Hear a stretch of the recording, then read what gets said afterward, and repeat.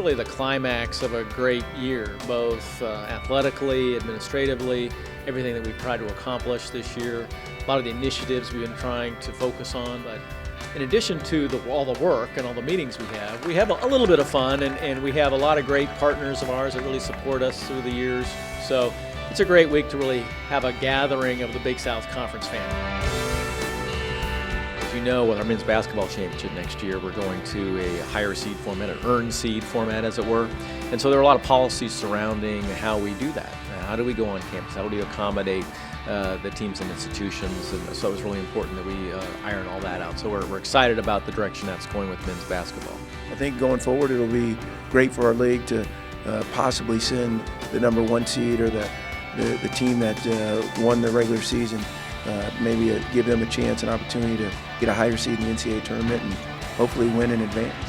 Probably the best discussion we've had this week so far was with our basketball coaches and our athletics directors in regards to the transfer situation in basketball. Anybody who follows college basketball knows that it's a real issue. That's a concern when some of the best players in your league are looking for greener pastures. How do we upgrade our experience and our situations to prohibit that? Hopefully, at some point, we can come up with some solutions to resolve this, understanding we want to allow student athletes some movement. We understand that's necessary, but we've got to protect what we're trying to build on our own campuses.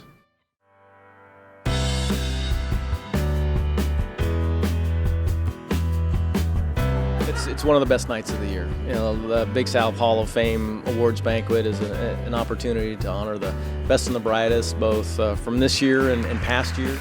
Honestly, this is probably one of the highest achievements that one can actually receive. Being honored in a way by your conference and being inducted into their Hall of Fame, it's just amazing, humbling, and honestly, it's hard to put the exact words, but I do feel very honored tonight. Class is pretty phenomenal, so to be counted amongst them, pretty blessed. I've been, out of college for a while now, and it's a great honor to know that Big South has not forgotten about me, and that a lot of the hard work that I've put in over the years had paid off, and people recognized it, and it's always humbling and gratifying to know that you are being recognized. Fantastic evening.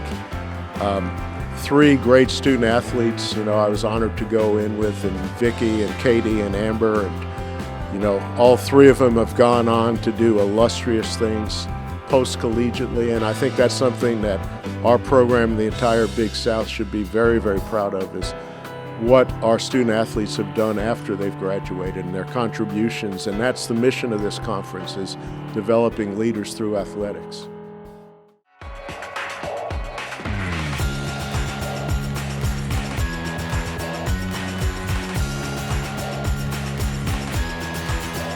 Talked a lot about our strategic plan.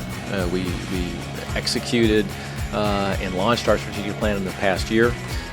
Looked at how are we doing against it, which for the most part is really favorable on achieving the goals that we've set out to achieve in the strategic plan. And one part of that is we talked a lot about diversity and how to promote and enhance diversity within the Big South Conference and its members.